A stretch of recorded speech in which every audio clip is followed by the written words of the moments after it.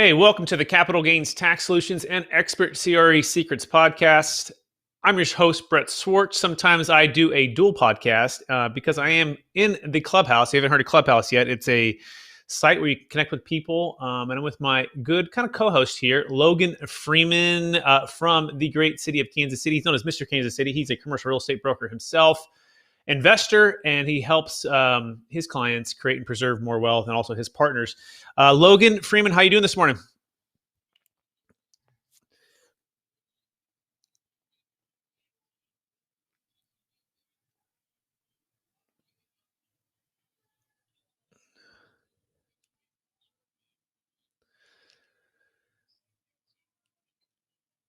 That's good, and hopefully everything's thawing out over there from the great winter storm, I guess. Right? How are you guys doing there in KC?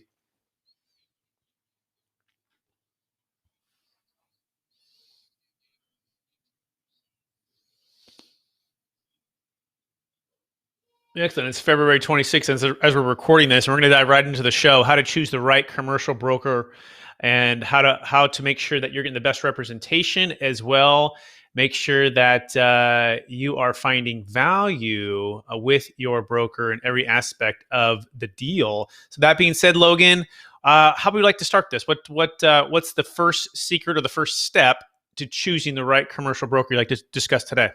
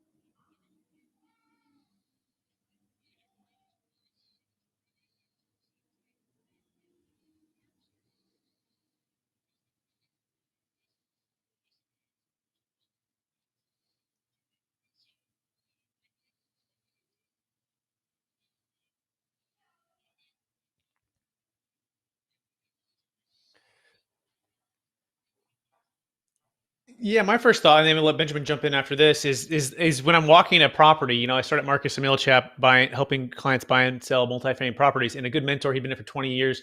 He said he'd be the first one to point out the things that are negative. Right? That's exactly what he's saying. Like, here are the downsides. Here are the things you need to look out for, and don't fall for this phase that, oh, it's just mismanaged. You're going to be this amazing manager, and they just completely forgot the rents. They forgot how to run this thing. They don't really know what they're doing. Really, is that true? I mean, they've been in business for a long time. Are they really just letting the rents go $200 or $300 below market?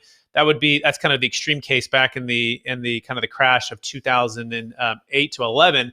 and more like $75 to $100 here in California now, or more realistic things. So just defining what's realistic and what's a broker's pro forma, and then understanding that you're right. As the broker, we don't want to play the principal. Of course, we want to highlight the pros and cons, but we kind of want to be the kind of like an arbitrator in a sense, right? Like, here are the positives, here are some of the challenges, without giving any up fiduciary information, key facts for our seller, or for representing the buyer for the buyer, and making that as seamless as possible. So yeah, I don't know, Benjamin, any thoughts on that for us?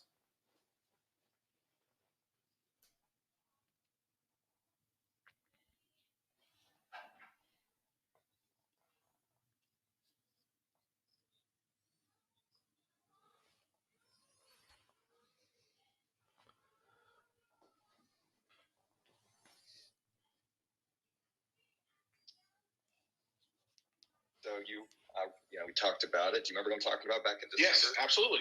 And so I just want to give you some good news that we are moving forward, and that once that closes, probably in April, you're going to be getting a nice fat referral fee check. So just wanted to let you know that that's still moving forward, and even though we haven't connected about it, but that's beautiful.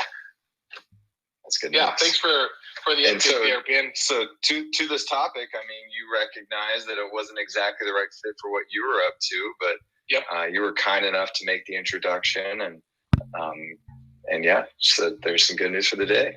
Yeah, so trying to look at the scenario that somebody's in and applying their goals to a property is an art form. There is a little bit of a science to it, but there is an art. One of the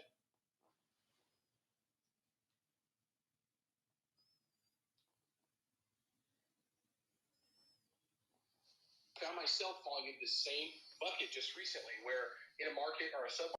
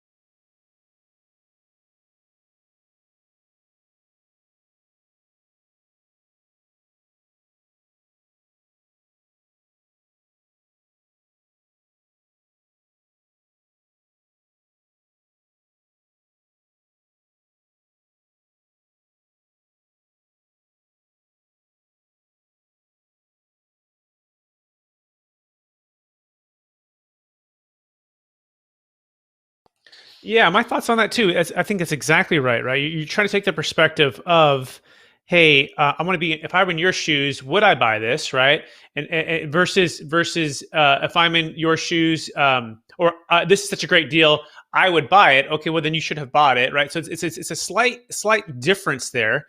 But it's true. I think representation is when you try to step into their shoes, and that's understanding their story, right? You mentioned the story behind the capital, right?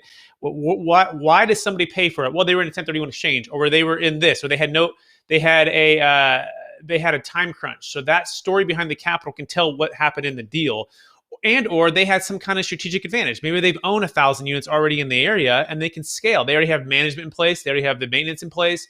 They can just, it's a turnkey. It's next door to a property they already own. So making sure as a good broker, they're understanding the story behind how capital is flowing in and out of those deals in that marketplace, and then take the approach, okay, so given those set of facts and given your set of facts, whatever those may be and your goals, let's look at these number of metrics, right? Let's look at the cash on cash return. Let's look at the cap rate.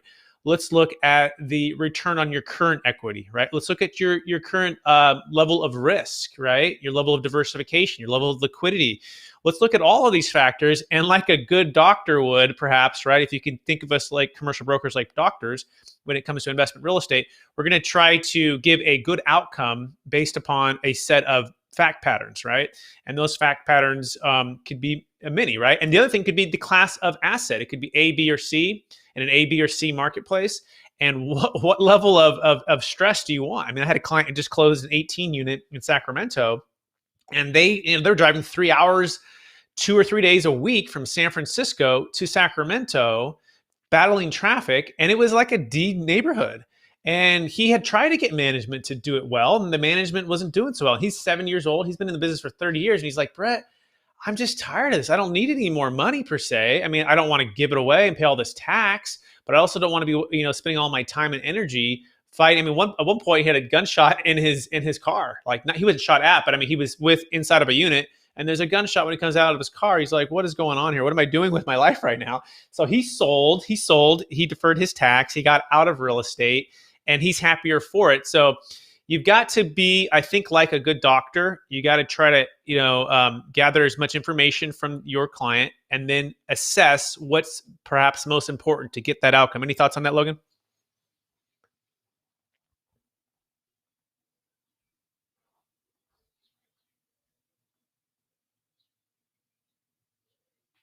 Mhm.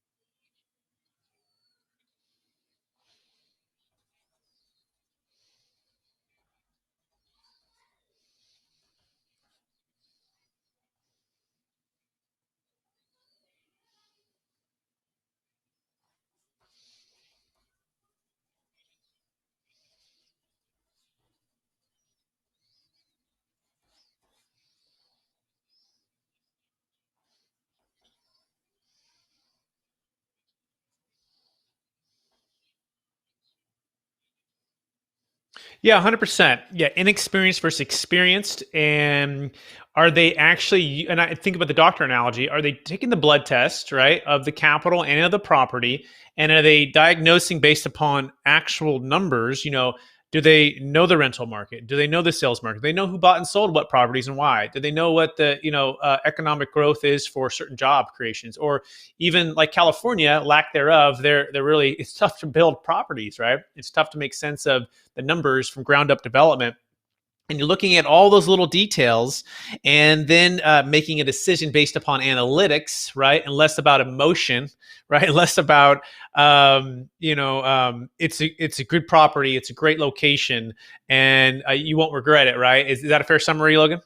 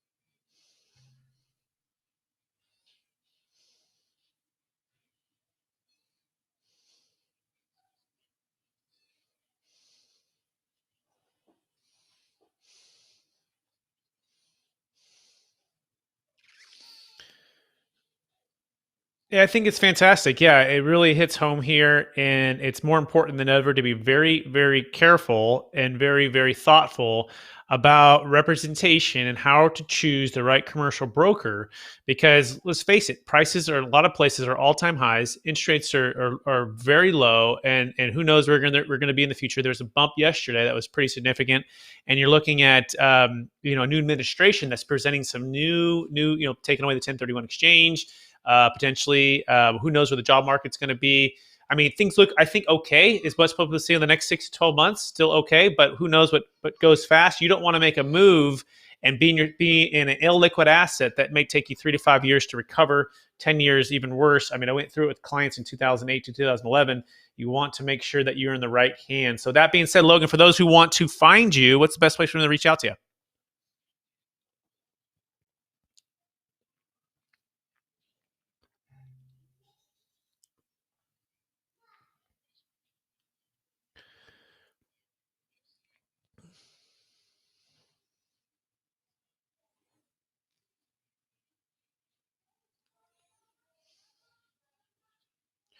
Amazing. And if for those who want to learn how to rescue a failed 1031 exchange or have an alternative 1031 exchange, you go to capitalgainstaxsolutions.com. That's what I specialize in. I'm also a multifamily broker here in Sacramento. So anyone who wants to buy or sell multifamily in Sacramento, you can reach out to me as well. And that being said, that wraps up another episode of the Capital Gains Tax Solutions and Expert CRE Secrets podcast. Go to capitalgainstaxsolutions.com or expertcresecrets.com. And we'll be on here again every Friday, 8:30 a.m. PST, 10:30 a.m. Central Time. We appreciate everybody. Take care. Bye now.